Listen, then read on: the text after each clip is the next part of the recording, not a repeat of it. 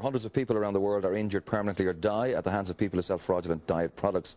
These criminals are cashing in on people's desire to be skinnier, slimmer even, and more beautiful, and governments aren't doing anything about it, even when they fine individuals or companies millions of dollars. These companies are back on the streets, even using their own names just a few months or years later. Here to tell us a little more about it is Dr Patrick J. Treacy, Medical Director of the Ailesbury Clinic in Ballsbridge in Dublin, and fresh from his recent media award. Congratulations on that. Well, thanks very much indeed, Aidan. Yeah, I mean, there are a heck of a lot of products. When we went to research this, one search engine gave up 576,000 items when you popped in the words diet pills. And you see all these wonder cures advertised in the tabloids, full-page ads, which means they cost big money. And for $39.99, for $29.99, you can slim while you're asleep, you can slim while you eat, you can slim while you drink. It has to be a scam. It's amazing, really, and Aidan, at the end of the day, it is a scam. The diet pill stroke sort of patch industry in America is $30 billion worth, and the FDA, the FTC, the Competition Bureau have been following these people for years. It all started off in Canada in 1996 when Patrice, runner by name and runner by nature, may I say, sort of started off with the svelte patch. When the authorities caught up with her, she moved to Florida with the slender patch, then moved to Buffalo, then back to Florida again, split into different companies. And since that, she's re-advertised everything, and has had the cheek almost to use exactly the same advertisement with different names. 13 different products. How much has she made? We know millions. It's difficult to know. Now, what does she claim the patch does? What are people actually fooled into thinking that they put this patch on? How does it work? Whenever you see the word breakthrough, miracle, effortless, run, absolutely. Okay, you lose they're by all that scams. way. Yeah. And some of the products in it actually can be quite dangerous. There's a patch doing the rounds in Ireland at the moment called La Patch. You can trace its history all the way back to Canada again. Some of the compounds that are in it, I mean, I'm going to Italy in a couple of hours and flying to the airport to go down along the sort of Adriatic coast, and the products almost sound like the towns there: Polina, Kampala, Gurana, Cambodia.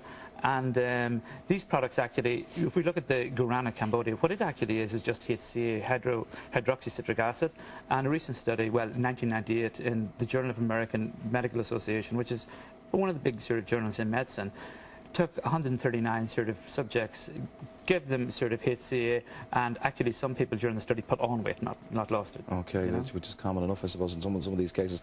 The patches and the pills, I mean, we read recently when some of the American footballers were back pre-season training, one of them had been taking an ephedrine supplement and died of heat exhaustion. Is this absolutely on the other side of it? Ephedrine is one of the commonest ones if you look at it on the internet at the moment, and it comes in many different forms. Ma Hong and Ma Huang, it goes under the different names like this as a herbal substitute. Now, there are a lot of people watching this program who are using that. It's a supplement. That's the way they get around the drug rules in America, I believe. If you look on the internet sites, it says on the bottom, FDA does not approve this. And actually, that one, La Patch, believe it or not, Dr. Michael Canning, who sort of was the doctor on the site, when he was followed up, he wasn't even a doctor, and he had his resume was totally made up. But on the site, they also had evidence saying that the doctor on this is only made up. So in the small print, they often sort of try and cover this. And ephedrine would be a multi-million-dollar industry, not only in the States, but right across the world. So the pro-ephedrine brigade would obviously have a big budget to spend in defending their products. But they will say that, that of the millions of bottles we sell, there are few and far fatalities proven, that these are people who are taking the tablets that may have a heart problem, that may have a susceptibility to stroke or something.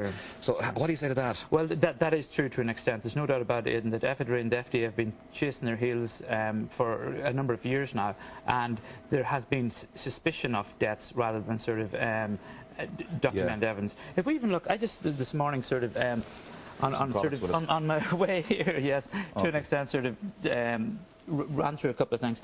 Medically at the moment, those little 3 tablets at the front is what we sort of normally had.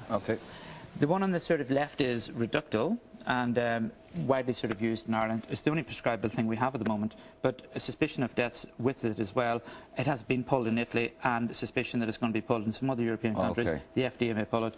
Ionoman, the one in front, Duramine, everybody in Ireland knows it, because I mean, it was one thing that worked.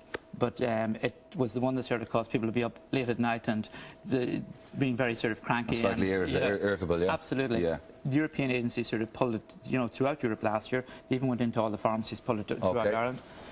Xenical, the sort of blue on the right-hand side, it works to an extent, but a lot of people have side effects. Now, the side effects, you induce yourself. Your stools can't float if you sort of take fat. May I say also, just I was in Tesco's earlier, Okay. and a lot of the low-fat sort of, things, I wouldn't say they're a scam, but as we sort of learn more and more about actually how dieting works, we're discovering that actually low-fat may not necessarily mean losing weight. Yeah. We've got to look at carbohydrates here. As we know, there's two different types of fats, bad fats and good fats. We've got to look at it also. There's good carbohydrates and bad carbohydrates. And may I say that if we take the refined foods, the white foods, that normally what it's doing is it's causing insulin to sort of come surging out into the bloodstream, scooping up all the sort of sugar that's around, and as a consequence, we get hungry and eat more. So what do you recommend then? Raw foods? Raw food is the big buzzword that's sweeping the States at the moment, at raw food restaurants, whereby all the food is made of natural ingredients within 30 minutes and brought to your table. It must be consumed within 30 minutes. Could I just give you a little analogy? Yes, please, yeah. Maybe if we sort of take Northern Ireland during the Troubles to an extent, and whenever sort of the paramilitaries had a big hit against the RUC, the army came in, cleared the streets, and took all the guys, put them in prison or whatever, and suddenly graffiti went up everywhere because the ordinary paramilitaries who were controlling the streets weren't there.